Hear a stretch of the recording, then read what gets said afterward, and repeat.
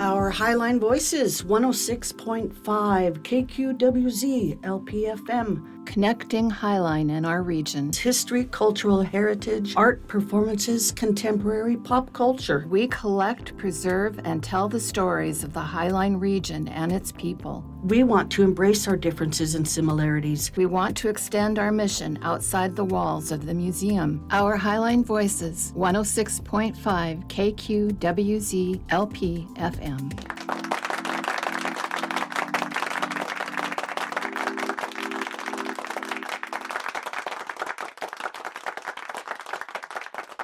Hi, everyone. This is Nancy from the Highline Heritage Museum, and welcome back. As always, today we have a very special guest, and I'm super excited.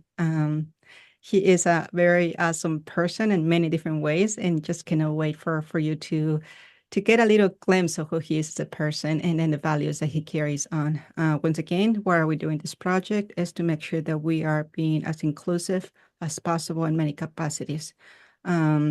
This is a project where we hopefully will be able to address different elements and factors of why our communities don't come to museums. And so we're excited to provide this project for them to be more inclusive, and then also to get to know each other as in the community and how do we interact with each other. And so before we start, I just want to say, Michael, thank you so much for allowing us to do this interview with you. We are, like I say, super excited, honored. Thank you for giving us a little time of your crazy busy calendar. And what I would like to do is just say thank you and welcome. Now, Michael, I'm gonna let you introduce yourself, and then we'll take it from there. Are you ready? Whenever you are, Nancy. Okay, let's do it. Who are you? Thanks. Tell us, who are you? Thanks for the opportunity, Nancy.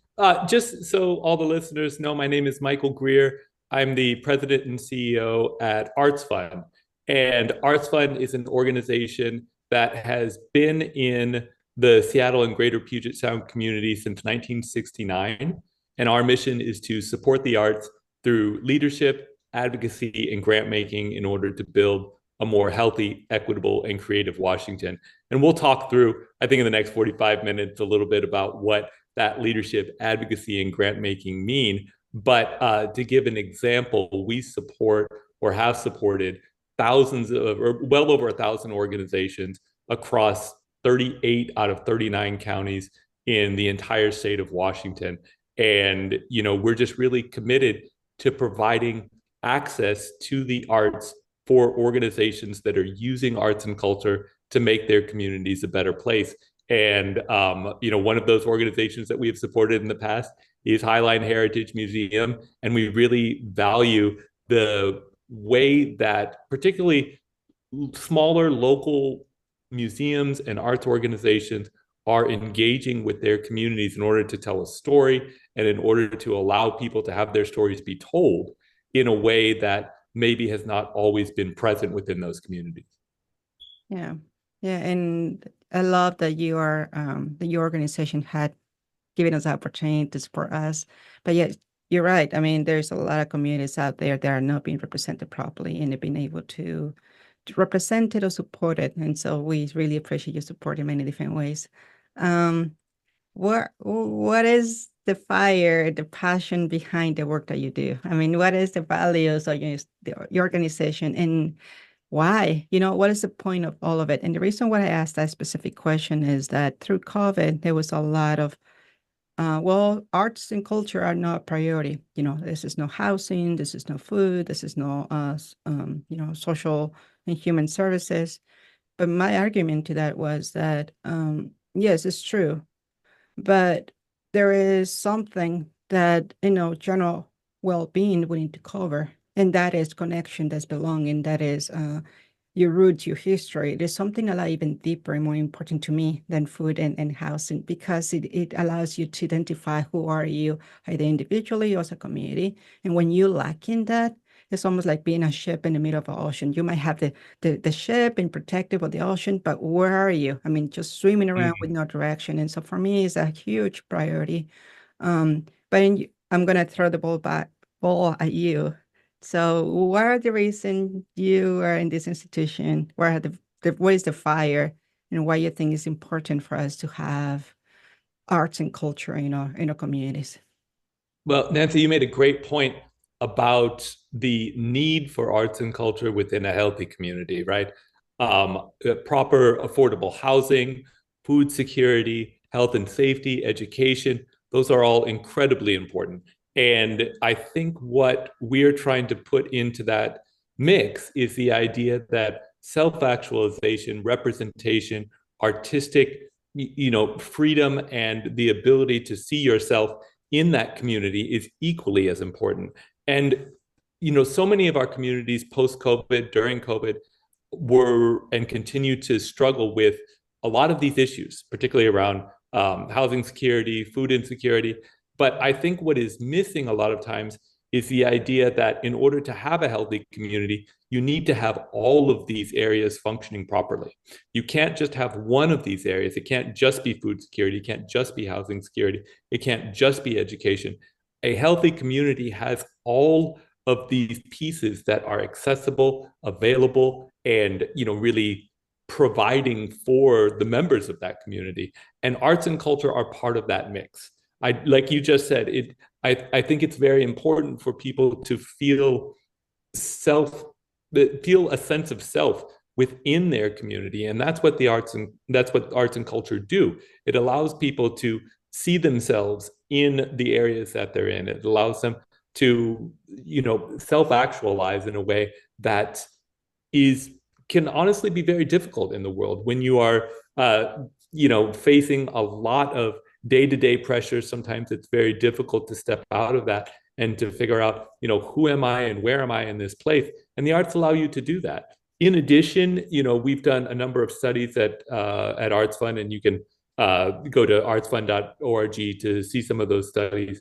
But there are also real practical benefits to having arts and culture in a community that are, that align with some of these other areas. For example, there are educational benefits. There are benefits to behavioral health and social and emotional well-being. There are benefits to the economy of having a healthy arts and culture community, next to you. And so there is a argument that in order to have a truly healthy community, you need to have arts and culture as a viable part of that healthy community. So, we agree that there are a lot of pressing issues for a lot of communities that are out there. But I think that having arts and culture as part of the solution is really critical.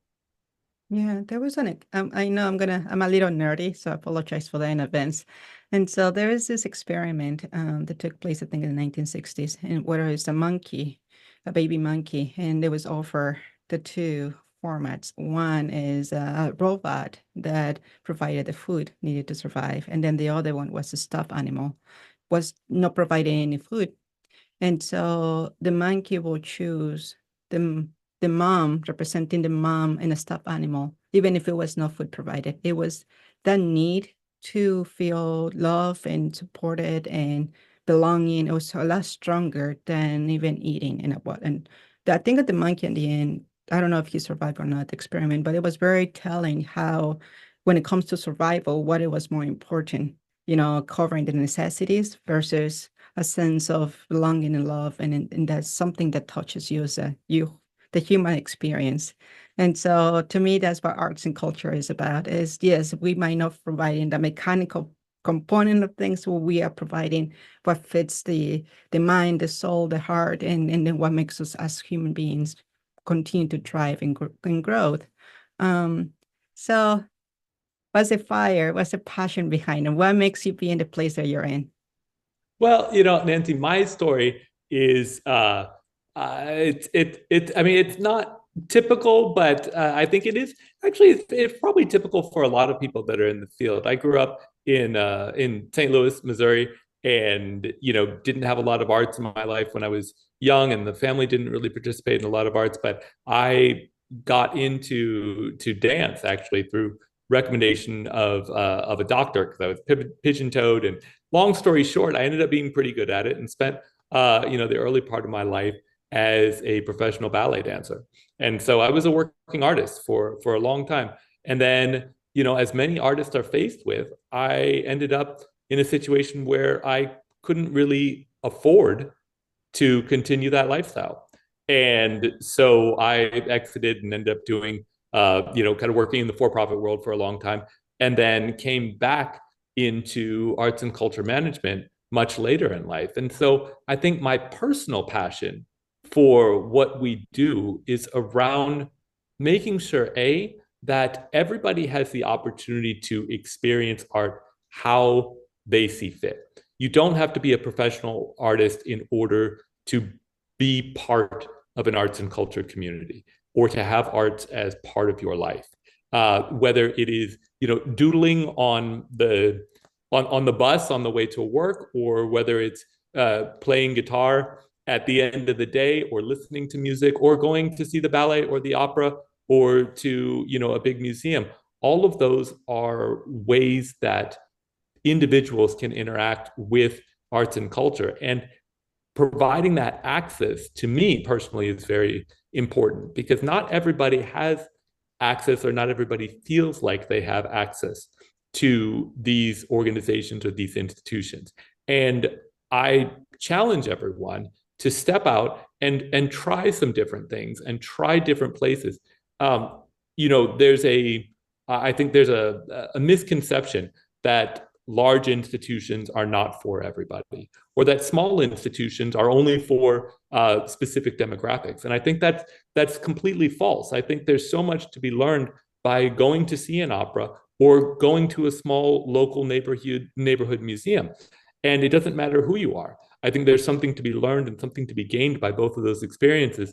And so at ArtsFund, what we try to do is to resource all of those organizations, from the smallest organizations at volunteer-led $10,000, $25,000 organizations, all the way up to orgs with thousands of people on payroll and tens of millions of dollars of budgets, because we feel that both sides of that are very important to the ecosystem as a whole, and we want to make sure that people feel that they have ownership over both types of organizations. So regardless of who you are or where you're coming from, these spaces are for you.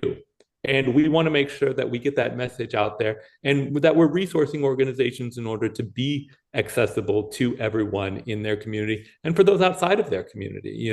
If you are interested in a field or a discipline or something that's not in your direct community, go seek that out. It can be in Seattle, it could be in Spokane, it could be in Yakima, but these places are for learning. They're for experiencing different cultures and different communities, and they really are open to everybody.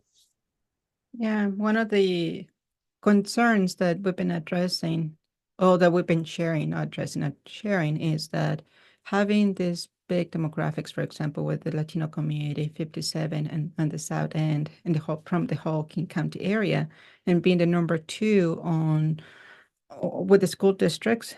Highline is number 2 on low-income families and how diverse it is in the county. And so a lot of these opportunities, a lot of them are based in Seattle. And so going to Seattle is a struggle. Parking, gas, transportation, prices to get into these places. And so when you add in all those different elements, it's too expensive. And so our goal is to make sure that we make it as accessible as we can in the South End, and providing not just one type of experience, but trying to, it's almost like a potluck, just inviting people to bring all kinds of experiences. So it's a little bit of something for everyone. Like last week we did a Frida Kahlo Festival. It was beautiful. Then this coming Saturday, we're celebrating the 75th anniversary of the SeaTac Airport. So there's a completely different demographics there. We just had a reception and artists, and then we do have a history program and so on. And so there's like trying to really extend us to be as inclusive and to provide accessibility in many different ways. And it is an interesting term that I'm using right here with you. Inclusion, accessibility, to me in one way or another is the same thing. To me, all the way, I know that people like to make sure that I'm using the term properly. And at this point, I apologize if I offend anyone. I really don't care. I really believe that it's all the same thing, meaning that if you are carrying on your values of respect and kindness and compassion and mindfulness, regardless if it's inclusion or accessibility, It all comes down to, are you open to learn from another person? Are you open to be kind enough to say, okay, you know what, I might not be right. Can you show me what else is out there, and so on. So yeah, those two teams. I know that with you it's a little different. We just did this. We just had this conference not too long ago, and you were talking about this terminology, and they're way more technical. And so that's what I'm referring that you way a little bit more technical. As for me, it's like, yeah, it's all the same to me. It's just it's all the idea of providing the authentic space from the heart to the community. Well, Nancy, you had a really great point, though, between inclusion and accessibility, especially when you're talking about kind of the barriers for individuals to get to some of these spaces and to experience these spaces. I can think of many different organizations that have done a lot of work and have put a lot of money into making sure the program and the space itself is inclusive of people from many different communities, whether they are local, whether we're talking about different racial communities or differing ability communities, or even age communities. I'm thinking of, talking about youth and talking about the elderly, but the access is the problem. So when you talk about the programs themselves are inclusive, but perhaps transportation, parking, when the venues are open, if you have to deal with childcare, like all of that. So there can be inclusive spaces that are not accessible to everybody, and there can be accessible spaces that are not inclusive, right? So I think it goes both ways, and what we're really striving for are inclusive spaces that are accessible to everybody. And you made a good point in that not everything is in Seattle. This past year, we funded 811 organizations in 37 out of 39 counties across the state. That means that there is really something for everybody in no matter where you are in the state of Washington. And I think that's really telling as well. We talk a lot about access and availability being kind of focused on our urban cores, or the I-5 corridor, the Seattle Greater Puget Sound, and there is a higher concentration in that area for sure. But it's also important to remember that the arts and culture are everywhere, and it says something about kind of human nature that no matter where you are, someone will create an access or a way to be involved with arts and culture. And so I would say, coming to some of these great institutions in Seattle or in the Greater Puget Sound is fantastic. But also, I would say, look around in your neighborhood. Excuse me. There are going to be organizations there that are equally as impactful, and in some cases may even tell a more resonant local story to you. And there are organizations across this entire state that are doing excellent work and telling great stories of the people and the areas in their community. That's something that I really like about you. When you share your personal story and how you grew up, having that accessibility and being able to reach out to different places, either because it comes from your house, from your family, or from your community, or from the region. But so I like the idea that you had that already as your foundation. As okay, it is a real issue. It's not like, oh no, the denial element of no, everything is fine, we're good. Like no, there are situations that we need to address, and being able to not just do the talk, but actually work on the actions on implementing them. And so I like that a lot from your what you bring to the table. I love that when I think the first time we met, we were in this people of color directors group or something, and it's like, oh, there's not really that many people in the cultural sector. And so that was one of the few people that I think it was just a two of us at that moment in that meeting. And they're like, okay, who are you? I don't have no idea who are you, but let's just see, who are you? And then from there we connected. And then after that, it just, as I keep hearing your story, as I keep seeing and the work that you guys do, it's just been great and great to experience and to know that the number one, institutions now are not alone. There are many different funding agencies and different funding opportunities. And so the idea of creating that really healthy ecosystem of supporting institutions at different levels, large, medium, small, arts and public art and preservation and all that, it's just been able to really create this beautiful ecosystem that supports that. And I think that is not just serving the community for them to feel supported, but it's all of us, including cultural institutions. And so that support gets passed down in many different levels, and it just shares the energy all around. And so I love that the work that you do there.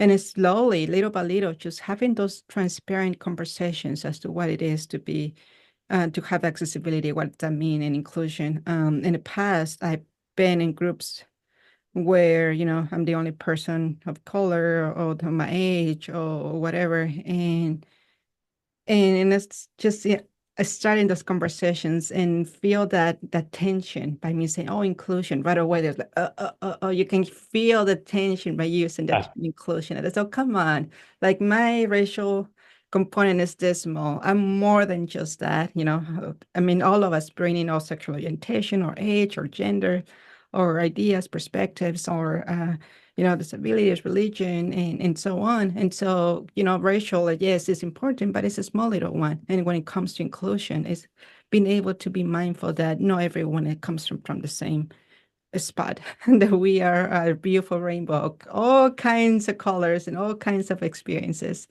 But that transition has not been easy. And I feel now that as the time passes, we are normalizing that we are finally getting to the point of having those conversations.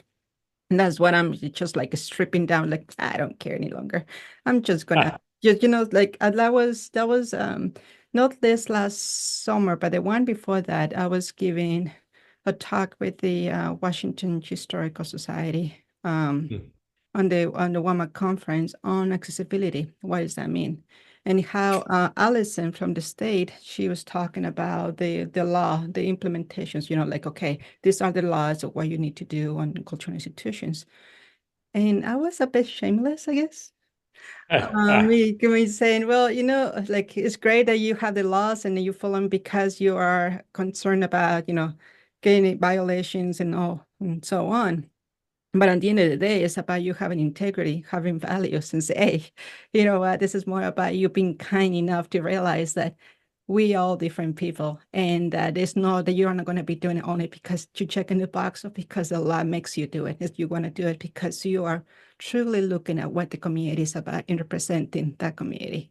And the community is all of us. And so I think that, I don't know if eventually something is going to get back, going to kick me back and say, Nancy, you're just, but I am reaching the point where I'm just done talking and I just want to do action. I'm just done with the concept of recycling conversations. I just want to show, what, it is possible. You know what? Yes, the people that say there's no funding or there's no staff or there's no time, it is true. Those factors are real. But then it's also something here and here that, like, oh, come on, you got those two things. Come on, let's push it and put things together. What do you think about those conversations? Do you think as the time passes are we normalizing those things, or do you still feel the pushback as it was 20 years ago, for example? Yeah, I mean, the conversation has moved so fast and so far, even the past 5 years. When you think about 20 years ago, it was a completely different story. But I will say, I wanted to comment on two things that you just mentioned. One is around the conversation around accessibility and access and diversity and all of those things. The conversation has shifted. Unfortunately, in a lot of places in the country, the conversation has been there's been a little bit of backlash, and in some places a lot of backlash to the conversation. At ArtsFund, we still value the idea that diversity makes for not only better communities but better organizations. And what we are really focused on is around representation. And I think that's what you were getting to in the conversations that we had when we first met, and a lot of those rooms that you were in. If you have decision makers in your organizations that have a lived experience that is closer to the people in your community or the people that you want in your museum or the people that you want in your gallery or your auditorium, they're going to make better decisions about how to engage with those populations. It's just that simple. And so I think a lot of times we have conversations around DEI as a standalone thing, but what we miss is the idea that all of the decisions that are being made in your organization, who is making them? What is the background of those individuals that are making those decisions? Where are you getting that information from that's helping you make those decisions? And it doesn't matter if it's all white men over 65 or if it's all Black women under 30. Any single demographic is going to be missing the input and the experience and the lived experience from that population. So the key, in our opinion, is to have a diverse set of decision makers at your board, on your staff, in your advisory committees that are helping to inform the day-to-day decisions that happen around programming, around advertising, around fundraising, all of those things, because then you're going to get people that ask the right questions. And coming from those of us that have not always been part of a dominant culture, sometimes just the questions and the conversations are different. And so if those conversations are not represented in the decision-making rooms, you're going to miss out. And that's going to be obvious in the decision or in the way that it shows up in programming, in fundraising, in access to your space. So we really feel that the conversation has shifted a little bit away from we need to have a DEI committee or we need to have a chief diversity officer. In a lot of situations, that is absolutely true. But we also feel that we just need a healthier mix of different experiences that are making all of the normal decisions on finance, on marketing, on fundraising, all those things. That is what's going to bring kind of an overall, a better picture of the community to the spaces that we're trying to support. And the other thing that I wanted to touch on was that at ArtsFund, all of our funding is unrestricted. And what we mean by that is that, we do not dictate how organizations spend the funds that we put out there, the grant funds. And we think that is incredibly important for a couple of reasons. But first and foremost, as I mentioned before, when we are distributing, 811 grants to 37 counties, there's no way that we know what is best for every one of those 811 organizations in every 37 counties. We do know that arts and culture as an industry are severely under-resourced. So we know that we need to get more money into the system. But if you are a cultural museum in Yakima or Vancouver or Walla Walla, you may have a different set of problems, a different set of individuals in your community, and different ways to approach those communities than if you're the opera in Seattle, or if you are a fine art museum in Spokane. And so what we really feel is that we need to get the money out there, and then we need to step back and let the professionals in these local organizations, they are closest to the work and they know how best to get impact out of these dollars. And so that unrestricted nature of funding, we feel, is incredibly important and something that we hope more funders kind of take into account in their own funding practices. Yeah, and I am so grateful that you had the mindset. There's been many times where a lot of the grants there's a very specific purpose and project, and a lot of them is that we had to spend the money first before we get the money back, and it takes there are many times I had to use credit cards, and then that generates interest rates and it actually generates more expenses and income from those grants because this. But then also there's been the idea that if we receive a grant, then like, well, you just receive a grant, so you have money, and so why are you coming asking for donations? And it's like, well, it is a difference between restricted and unrestricted, and not everyone will get that language. And those are the ones that are comfortable in letting me know in my face. But what happens the ones that just don't even ask me the question and that they just assume that we get money and I'm asking for more money. And they don't realize that we don't have enough to pay the bills. We don't have enough to even, to make it to one more month. Again, using credit card just to say, okay, let's just survive this month. And that all the project is a construction thing, but it will, we have to spend the money first before we get that. And so, and I'm not saying it's wrong or right. It's just saying that is an acknowledgement or an element that not everyone really speaks that loud. And that regardless, we're always going to be grateful for the funding that we got. So I want to make sure that I'm not sending the wrong message here. We are really grateful for any funding that we receive, but the process, some of them are more tricky than the others. And so I do appreciate that flexibility that you are offering us, is saying, you know what, this is unrestricted. Great, we can pay the electricity today. We can pay this today. And like, okay, now we can make it. And so that is something that I hope there were more people, either just general donors and members will get a sense of what that means. And then also as a in general. So thank you for that. Well, and Nancy, I think it's good for your listeners to understand too that in the nonprofit arts and culture world, give or take about anywhere between 40 and 60% of revenue is what we call contributed revenue. So those are grants or individual donations, or so that, that ticket that you pay to see something, or the door fee to get into a museum, like that is really only covering a fraction of the cost for rent and for utilities and for salaries and all of that. And of that contributed income, usually only a very small portion of it is coming from, institutional grants.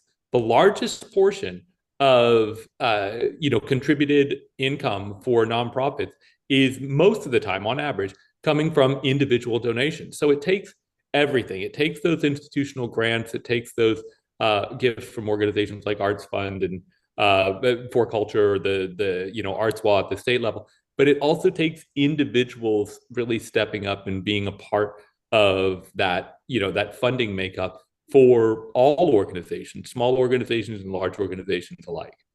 Yeah, and that's what I said, that I appreciate that support. That is, it's not just us swimming alone in the ocean, that we do have some direction, and then we do have some arms around us too, in one way or another. So this is a beautiful thing. I think that the human factor, the human experience, is something that we should never underestimate on many different levels. It could be a history, education, observation, or exhibits, or programming, or wherever, but it's a representation of us, and being able to capture that, to provide that, it's a type of joy that I'm having trouble finding what else can substitute that, what else can replace that.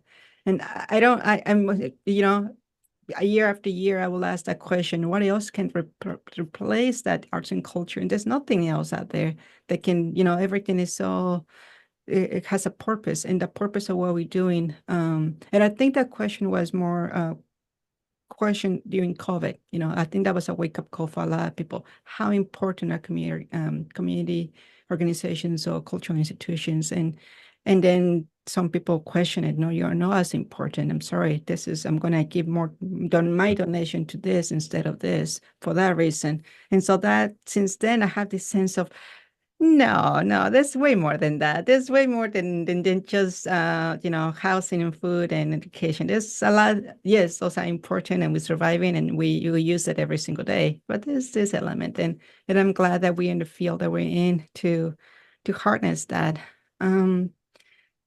So, Well, I wanted to touch on one thing that you said though, because I think it sometimes we take arts and culture for granted sometimes.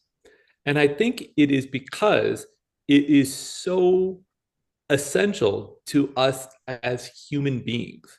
And that's a big statement. And, some people may roll their eyes at that. But when you think about, tens of thousands of years ago, the original humans, cavemen and women, they were creating art at like the dawn of humanity.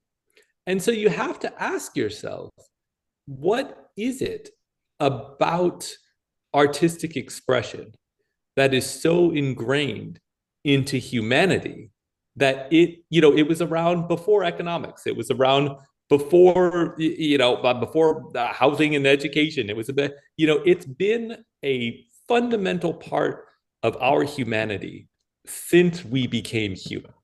And I think it's so easy to take that for granted. Yeah. And to say that, well, it's important, but we've got all these other things that are important, which is very true. But when you look at how we express ourselves as humans, we do it through creativity. That is how we express our humanity. And it is everywhere within our community. But if you take it away from our community, we become less human. Mm-hmm. And so, it is equally as essential to have access to those creative outlets as anything else. And, it really is the package of everything that creates a healthy community and a community that we all want to live in. There's also this other element of learning, the learning experience, and how we observe and learn things.